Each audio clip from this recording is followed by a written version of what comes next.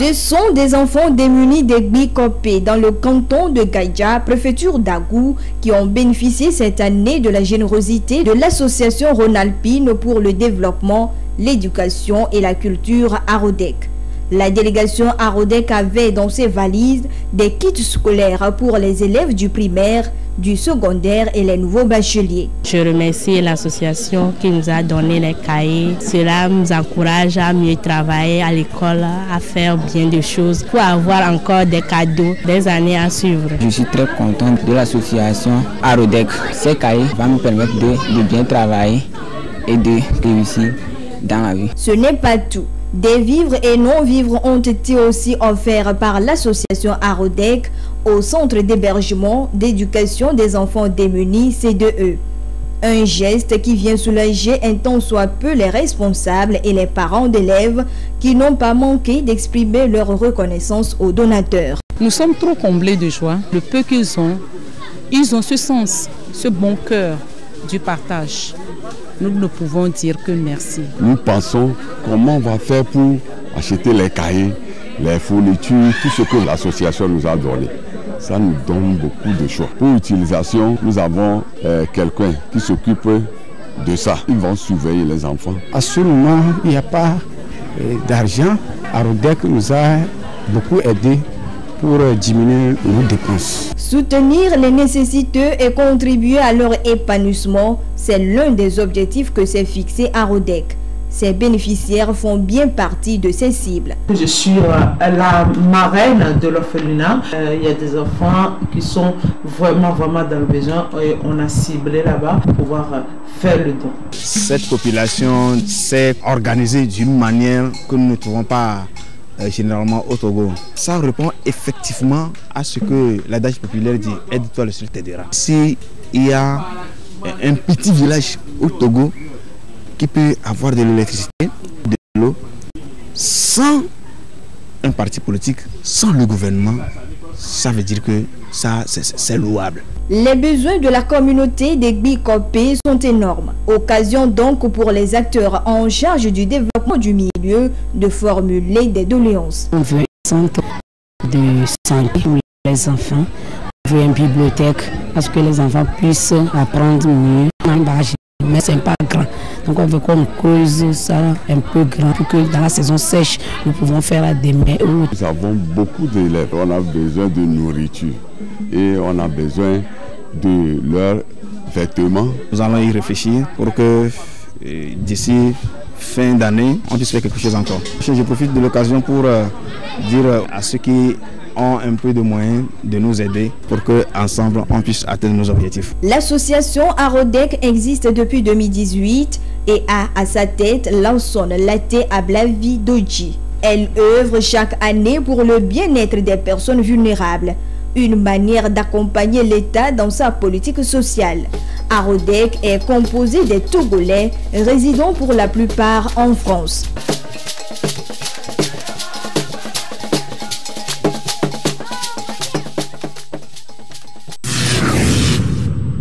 Renforcer davantage les capacités des jeunes entrepreneurs et les outiller de manière efficace afin de faire face à la concurrence et aux différents besoins du marché, tel est l'objectif de ce panel du Salon des jus et boissons. Un panel tenu ce samedi 10 septembre, ici à la foire à Djafi, est placé sous le thème « Comment rendre les produits agroalimentaires togolais plus compétitifs sur le marché national et international et quelle stratégie pour faire booster la consommation ?» Conscient des défis auxquels sont souvent confrontés les jeunes entrepreneurs et accordant une importance particulière au secteur agroalimentaire, des moyens sont mis afin d'assurer non seulement la promotion, mais aussi la professionnalisation du secteur. Une volonté du gouvernement togolais qui se traduit par la mise en place de plusieurs mécanismes pour l'autonomisation des jeunes entrepreneurs et l'accompagnement des PME-PMI. Nous sommes dans le domaine de la transformation agroalimentaire. Le premier défi auquel nous sommes confrontés pour rendre compétitifs nos produits sur le marché local, régional et international, c'est d'abord la qualité. Comment prouver la qualité? Les produits ne suffisent pas de qualité. Maintenant, comment prouver aux consommateurs que les produits sont de bonne qualité? Donc Donc cela nécessite la certification et surtout un label de qualité que nous ne cessons de réclamer depuis un certain temps. L'autre défi auquel nous sommes confrontés, c'est les équipements de transformation agroalimentaire. Vous savez, pour avoir des produits de bonne qualité, il faut avoir les équipements adaptés, un cadre adéquat et adapté et un emballage approprié. La plupart des jus qui sont exposés, c'est des jus qui sont dans des bouteilles en verre. Et c'est des jus 100% naturels, sans conservateurs, ni additifs, ni colorants. Maintenant, pour avoir ces jus sans conservateur, il faut que ça soit conditionné dans des bouteilles en verre qui puissent supporter l'été de la chaleur. D'où la nécessité d'avoir quand même une centrale d'achat des emballages. Nous disons également merci au gouvernement avec le projet POCAT qui nous aide présentement à mettre en place une centrale d'achat des emballages pour véritablement conserver nos produits. En 2019, il y a un département qui est dédié à la fonction de la consommation locale. Donc il y a au niveau du ministère une direction qui se charge de la promotion de la consommation de ces produits-là. Sur le plan réglementaire, il y a des tests qui ont été élaborés qui fait allusion à la stratégie de la consommation locale qui a été rédigée pour permettre aux promoteurs des produits locaux de vendre les produits au niveau national et d'être compétitifs sur le plan international. En dehors de ça, il faut rappeler que la célébration des mois du consommé local constitue une occasion également pour valoriser nos produits locaux. Cependant, beaucoup reste à faire pour rendre le secteur plus compétitif et pour une meilleure visibilité des produits. À leur niveau aussi, les petites entreprises fassent d'efforts pour répondre aux exigences pour avoir de financement. Parce que si vous approchez ces éditions-là, la préoccupation c'est que, bon, il est bien vrai, il y a des projets qui accompagnent ces petites et moyennes entreprises, mais la plupart ne répondent pas aux exigences. Donc, je profite de l'occasion pour exhorter les promoteurs à tout faire pour qu'eux aussi ils répondent aux exigences et profiter vraiment de l'appui financier de ces institutions-là. Je lance un appel aux promoteurs à approcher du ministère du Commerce, non seulement pour la qualité et aussi pour la protection de vos marques. Une chose est d'inventer, l'autre chose est de protéger ces marques-là pour ne pas un jour subir la contrefaçon. L'apparition des nouvelles technologies a surtout permis de faire du secteur agroalimentaire un domaine à fort potentiel économique, créateur de richesses et d'emplois. Ainsi, les panélistes à cette rencontre ont convié les jeunes entrepreneurs à faire de ces outils des armes utiles pour un meilleur devenir de leurs entreprises.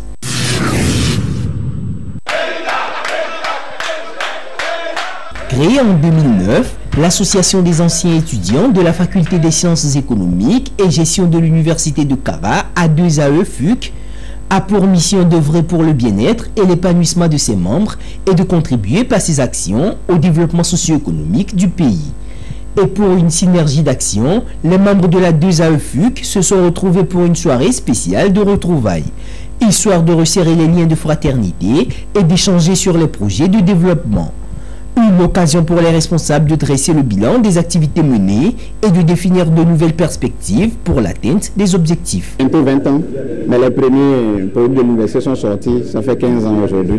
Donc il était de bon temps de se retrouver puisque l'association a ces 15 ans aussi. Il faut se rencontrer, discuter, partager et essayer de voir quels sont ce qu'il faut concevoir en quelque sorte pour mieux impacter notre société. Donc la rencontre permet de faire le bilan de ces 15 ans d'existence de l'association et de projeter la cartographie du futur. Nos objectifs, c'est promouvoir en premier lieu la solidarité, la fraternité et la cohésion entre tous les anciens Fasségois de l'université de Kara. Ensuite, quand cette cohésion est bien assise, il faut fusionner les idées, les réflexions pour voir quels sont les projets qu'il faut lancer pour mieux impacter le développement de notre pays. Donc l'impact social, l'impact économique, on parle d'économistes et de gestionnaires, c'est très important de concevoir ce genre de projets. Et des projets qui stimulent ou qui encouragent l'entrepreneuriat des projets qui permettent à nos jeunes frères qui viennent également, qui sortent de l'université, de se employer, de se prendre en charge et de mieux faire face aux défis du marché de l'emploi. Avant des ambitions futures, c'est très important aujourd'hui de se doter d'un siège vraiment de cette association après 15 ans. Et ça, c'est un projet qui tient à toute l'association, à tout le bureau exécutif. Et nous pensons, avec la cohésion des membres, et également au-delà du siège, de créer une entreprise de ces économistes et gestionnaires à Saint-Fasségois de l'Université de Kara. Je remercie tous les membres, le bureau exécutif qui me soutient, remercier les anciens présidents. En prélude à cette soirée spéciale, un match de gala a mis aux prises l'équipe de la 2AE FUC en jaune et celle de Gaillard FC en bleu. 2-1 en faveur de l'équipe de Gaillard, c'est le score qui a marqué cette rencontre. Il fallait un peu mouiller le maillot. Et comme on le dit, le sport c'est bon pour la santé. Donc il était question de se retrouver, faire un peu de sport, se rappeler de bons vieux temps au niveau de l'université de Kara. Le sport, c'est la cohésion, l'entente, les retrouvailles, le renforcement des liens de fraternité. C'est en quelques mots le rappel des objectifs de notre association. Et autour de cette cohésion doit naître des idées novatrices. Fidèle à sa mission, la 2AE FUC compte multiplier des actions en faveur de ses membres et des couches vulnérables.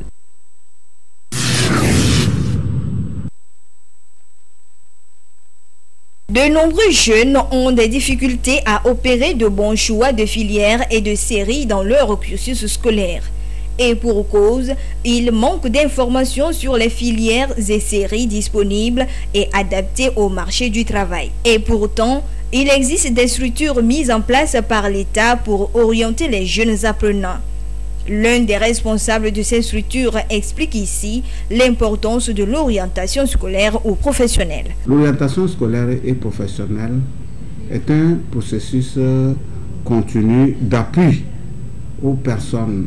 Si je parle de personnes, ça peut être les élèves, ça peut être les étudiants, ça peut être même des personnes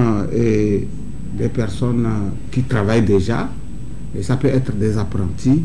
Et donc, c'est un appui et un accompagnement qui se fait tout au long du circuit, du processus d'apprentissage, du processus scolaire, et qui permet d'abord à notre interlocuteur de s'adapter à la situation à laquelle il fait face.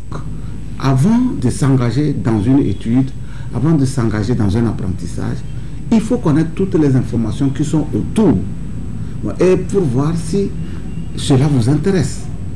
Et donc, nous les accompagnons, nous cherchons les informations, nous mettons à leur disposition et nous les permettons d'opérer un bon choix. Et l'école ou la formation qu'il va faire lui permettra d'être heureux. L'orientation scolaire ou professionnelle se fait à partir de certains niveaux de l'enseignement. Elle respecte des critères bien définis.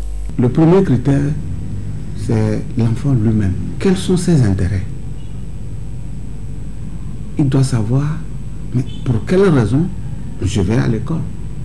Pour quelle raison je vais apprendre tel métier? Pour quelle raison je vais à l'université?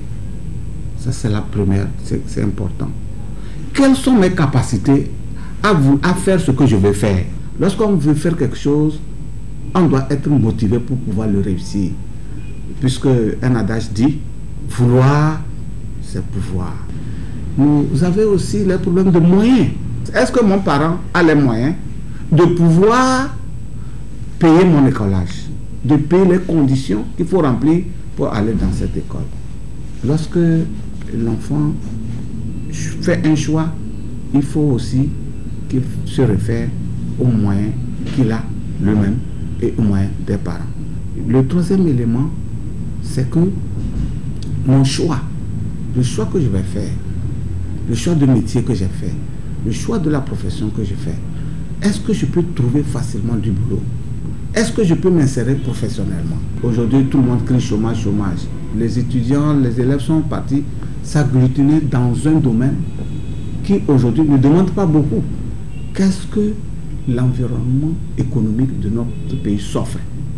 Quelles sont les grandes orientations sociale et économique de notre pays. Aujourd'hui, nous parlons du PND.